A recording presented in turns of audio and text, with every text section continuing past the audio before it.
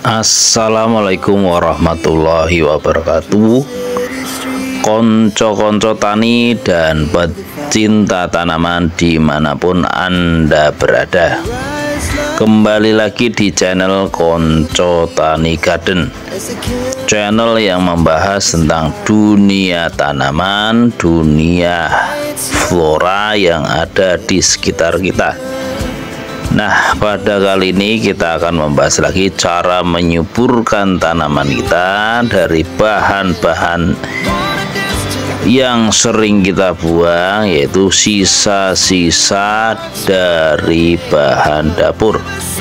Nah, gimana kita tahu bahwa tanaman kita, terutama tanaman cabai, terong, tomat dan sebagainya, membutuhkan unsur hara makro dan mikro. Nah, untuk kali ini kita akan mengupas atau membahas tentang kandungan-kandungan dari bahan sisa-sisa di dapur kita sehingga menyuburkan tanaman kita. Jangan lupa ya, konco-konco semua, untuk selalu mendukung channel ini dengan cara like, komen, dan subscribe. Komentarlah secara positif, berkomentarlah secara baik sehingga membangun channel ini semakin berkembang dan bermanfaat bagi berjuta-juta konco-konco tani dan konco-konco pecinta tanaman dimanapun berada. Nah, langsung saja kita siapkan, yaitu wadah berupa ember atau sejenisnya yang bisa menampung air sekitar 1 literan. Nah, kita masukkan air 1 liter ini sebagai media pencampuran nantinya ya.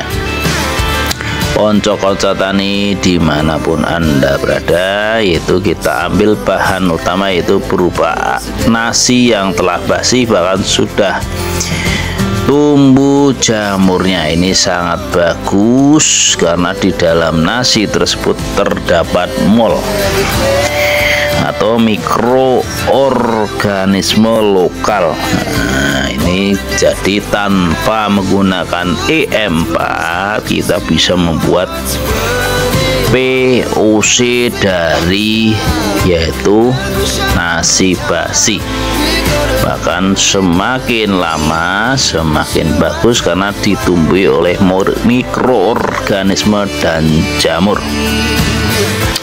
di mana nasi basi itu sangat bagus untuk pembuatan pupuk organik, penyubur tanah dan penyubur tanaman sehingga tanaman tumbuh subur, hijau royo-royo dan berbunga dan berbuah lebat.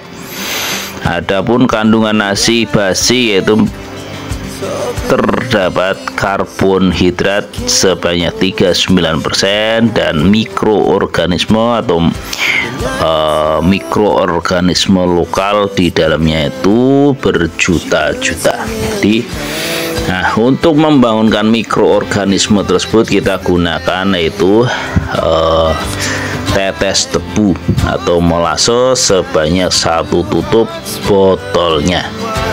Nah, ini tadi dikasih 1 tutup botolnya atau 1 sendokan kira-kira. Sekitar 1 sendok makan ini untuk membangunkan mikroorganisme yang ada di dalam nasi tersebut dan diharapkan untuk proses fermentasinya lebih maksimal.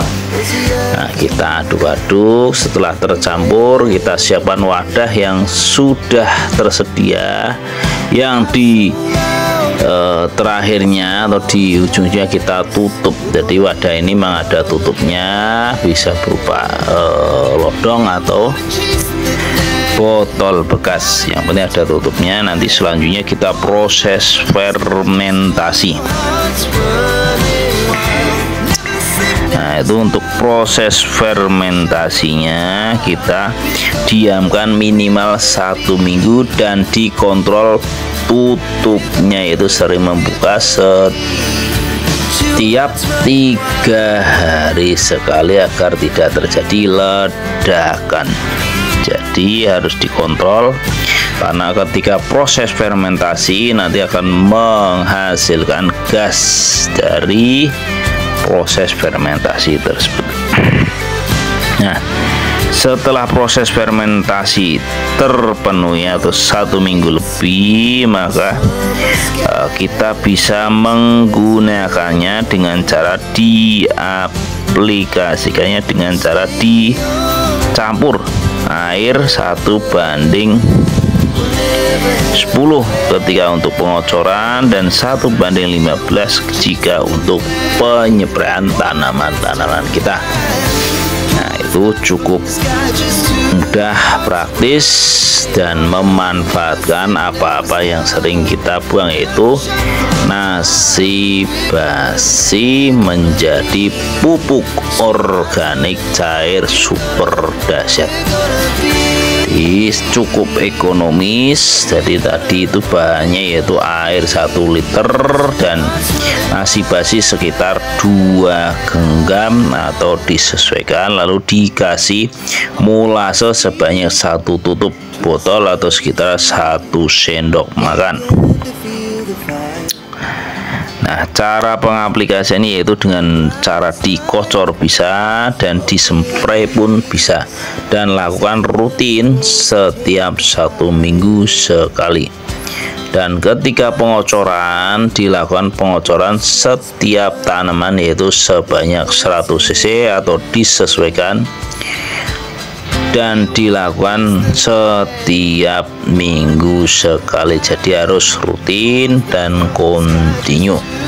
Nah, demikianlah konco-konco tani dan konco-konco pecinta tanaman dimanapun Anda berada, pembahasan cara membuat POC dari nasi basi.